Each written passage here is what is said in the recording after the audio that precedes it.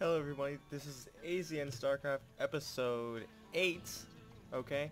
Now this map is Teledom Altars. This replay was sent to us by SwineFlew, the red Zerg on the bottom right. And we have the blue Terran player DonPablo up here on the top right. Okay, now Teledom Altars again.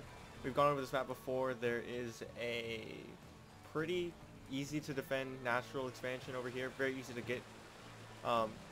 Fairly easy to defend. There's just a ramp going up, and you also have a third base with rocks in the back of your base. So you have 3 mineral patches in your base. Okay, so this map works really well with Zerg players because it just kind of lets the macro up. You have 4 watchtowers in the center, and it's a fairly large map. You have a fourth expansion over here on the side, and so yeah, it's just a very large map. So usually a lot of times you'll see very heavy macro maps or very heavy macro games, so we'll see if we see that here. Now we do have DonPablo walling off here as Terran. Okay, again, against a Zerg player I always recommend walling in. We have DonPablo scouting with his drone, scouting the wrong way first. It doesn't really matter, it's a huge map. He won't get burned with any rush here. You hardly see any rushes. And that's a very early scout, so I'm not quite sure what he's doing with that. So we'll see what as this game progresses onwards. Now we have a barracks up here. Actually, he's only walling in his natural, and he's not protecting this third so much. I would rather have seen him move this barracks over, or maybe build a supply depot a little closer to this wall, so he could wall off right here, wall off this entire ramp, so he can defend this third base. But I mean, that's his choice, and I mean, he could always wall in later on. Not a big deal. But for right now, it looks like he is making a wall in here. Against Terran, you're gonna need a lot of banglings as a Zerg player. Hopefully SwineFlew doesn't play like he has SwineFlew, but you never know. Okay, so we have a very early double gas here. You could be seeing Hellion play, Mech play, maybe some early Banshees. You usually see that against Zerg players. Now this is a mid-silver game, I was told. So again, scouting is going to be really important here.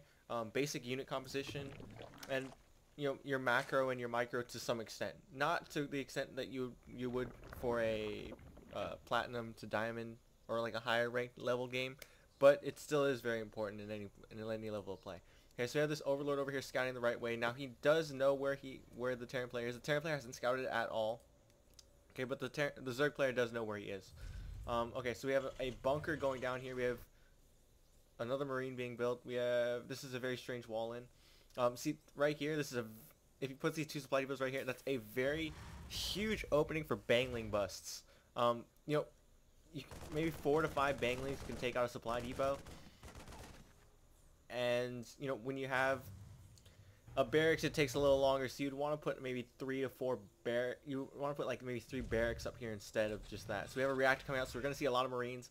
So I would suggest banglings here. We have a fast expansion coming up for the Zerg player. And yeah, his spawning pool is up.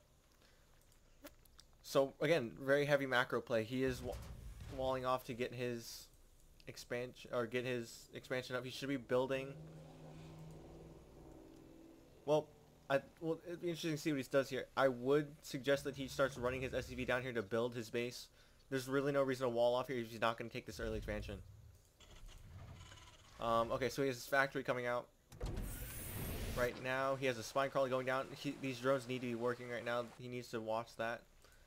That's something I noticed. Okay, and these lings. Okay, so right now it looks like he's not really rallying his units correctly. Oh, okay, I see what he did here. He just made 3 spine crawlers. Okay, so we have these 3. We have Zerglings coming out. We have a Queen coming out now. Just looks like he's just getting ready for any kind of push or light push that the Terran player can do here. We could see some Hellion play. And here comes the Orbital Command Center. Well, this Orbital Command should be coming out when we have a command center being built after this factory is done. He's using this one drone to build everything. I mean, or this one SCV to build everything. I would really suggest that he uses maybe 2, maybe 3 SCVs to sort of build stuff, just to make it go a little bit faster so we can get that tech out faster. So we have Marines, 4 Marines out, 2 Marines being built, a lot of Marines being built actually. So it'd be interesting if he goes Hellion or Siege Tank. We do have the Tech Lab out before anything else, so I'm assuming he's gonna get a Siege Tank. So we have a Starport going down as well. Again, that early airplay is still in effect. The Zerg player really needs to be paying attention to his macro. I don't know what he's doing right now. What's the APM tab at?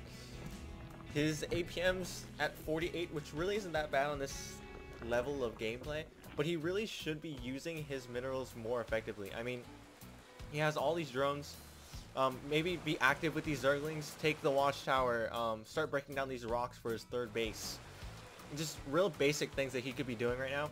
He needs to start taking to lair, getting a Bangling's Nest, like I said. He needs to start preparing for a push if the Terran player comes out. Okay. I would also suggest for the Terran player to snipe this Overlord. He really needs to do that. The Zerg player can now see whatever he's doing.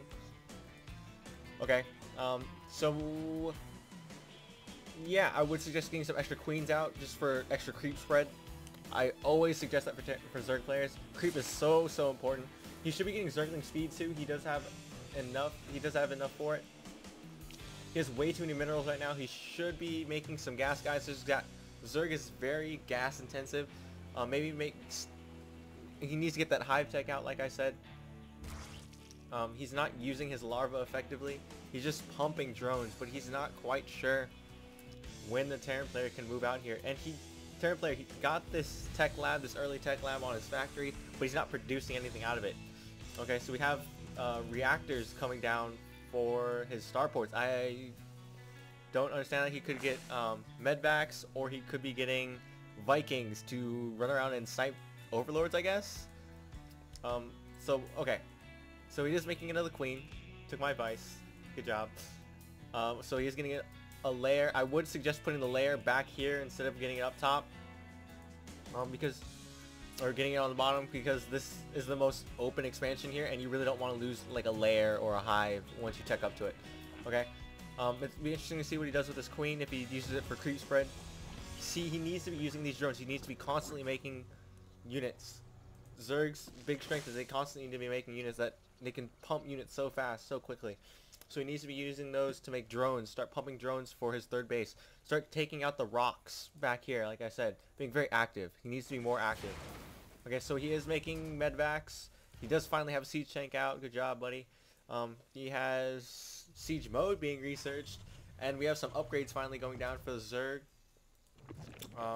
He has Zerg. Wait. Why does he have missile attacks coming out? Unless he's switching to Hydralisk. Is he switching to Hydralisk? And he now has 3 queens out here up top. He's making more Zerglings. He should be getting... And he's making a Spore Crawler. And another Spore Crawler. He should be making some sort of tech that uses missiles. Like roaches. I would suggest roaches or Hydralisk. But for Terran player, Roach Hydra doesn't really seem to work because of these siege tanks. So I would really suggest air, like Broodlords, just completely destroy Terran players. And he should be moving this queen somewhere. He has a Hydralisk Den out now. Like I said, Hydralisk not super effective. So yeah. Again, he's not using his larva to the most effectiveness. He needs to start saturating these, start moving his drones more into gas. Start breaking down these rocks. These aren't doing anything. He should be getting Zergling speed. Zergling speed should be finished a long time ago.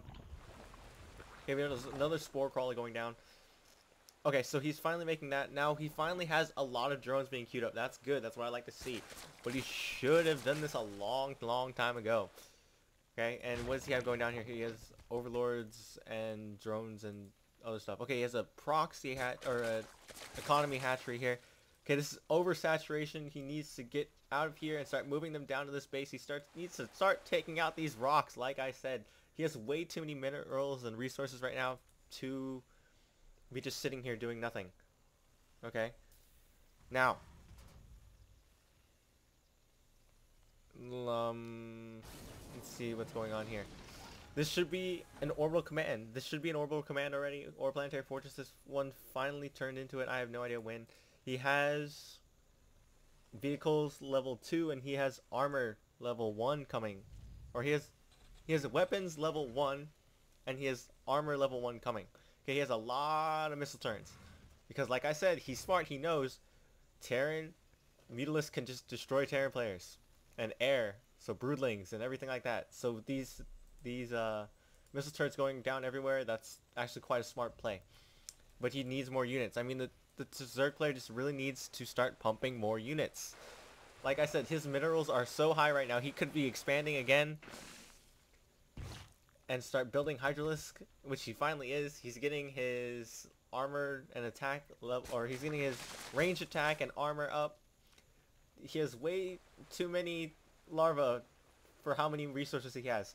He needs to either have very high resources and very low larva count, or a very high larva count and very little resources. You never want both the Zerg player, because that means you're not using your larva and your resources effectively, or not using them to their full extent. He needs to be using them more. Okay. Now, I would also suggest for him to take these watchtowers of these Zerglings. These Zerglings are so important in the scouting game. They're so fast, and they're so cheap that you can just sort of sacrifice them and move them around the map. Just to sort of keep pressure and knowing what's going on. Okay, so now we have a lot of upgrades going down. We have ventral sacks. We have... Wow, we have random upgrades coming in. We have Overlord Speed, Overlord Drop. We have... Okay, we have Hydralisk Range, which is good. We have an Infestation Pit coming down. Now, I don't know if that's just for layer tech, or if he actually knows how to use Infestors. If he knows how to use Infestors, that's huge. Infestors do such a great deal of damage to a Terran player, but like I said before, as the scan goes down here, like I said before, you usually only see casters in like a lower level game. Okay? Now, both of these players have very high resources. There's a couple of Vikings out right now. Probably just a spot for the siege tank. And a Thor. Thor is here! Okay, I need to do that. I love doing that. Okay, so then this Thor is stuck. That was actually quite dumb. Okay, so we have a Overseer trying to sneak in here, but he is sniped. And we have a little spy in here. Just sort of scouting around, looking around. Okay. So, yeah. Okay, she's finally being active with these Zerglings. These Hydralisks need to be shooting that down. And if he's gonna go Hydralisk, laying Hydralisk isn't good. He needs to be getting a lot of Roaches. Roaches do great with Hydralisk. They tank that damage and have those Hydralisks who do that really high DPS. They just do so much damage. They do such a great combo together. Okay, you see Hydra Ling, or you see the Hydra Roach, and you see Mutaling. Those are the two combos that you see most often with Zerg players. You'll also see in higher level games, you'll see like a Ling Infestor or Roach Infestor. Infestors do such a great damage to infantry and any sort of Terran unit. They could just take control of these siege tanks and these Thors and just completely obliterate the entire army. But it looks like it... I don't know why he got this Infestation Pit, really. I have no clue. Okay, so it looks like now he's just sort of massing up Hydralisk and Zerglings. I still don't understand why... Okay, he's finally getting Zergling speed. We're at 17 minutes into this game and he doesn't have Zergling speed. That sort of worries me. It just does. It bothers me too. Okay, so we finally have an expansion going over here. Now, see, does our Zerg player see this? No, he does not. He has no idea that there is a ninja expansion coming down, and that comes with scouting. You need to be scouting with these Zerglings, moving them around. What I like to do is you put each Zergling at one spot, one mineral patch, and you burrow them, and then you all of a sudden you're like, hey, now I know if they expand, I know. And that's very important to know when they're expanding and what's going on constantly. Now see, he still thinks there's air on the field, which he already knows there's Hydralisk. Lots and lots of Hydralisk. He saw them in the scan. Okay? He shouldn't be building this many missile turrets. This is an overkill of missile turrets and Vikings, considering that he has no air. All he has is air are his overlords. Okay? So that's just bad scouting on this point. Hydralisk Den, this game is just all over the place. Again, I really want to see what he does with Infestation Pit. If it's just for... And he still needs to expand. A Zerg player always needs to stay at least one expansion ahead of his opponent. So we have a 2-base Terran.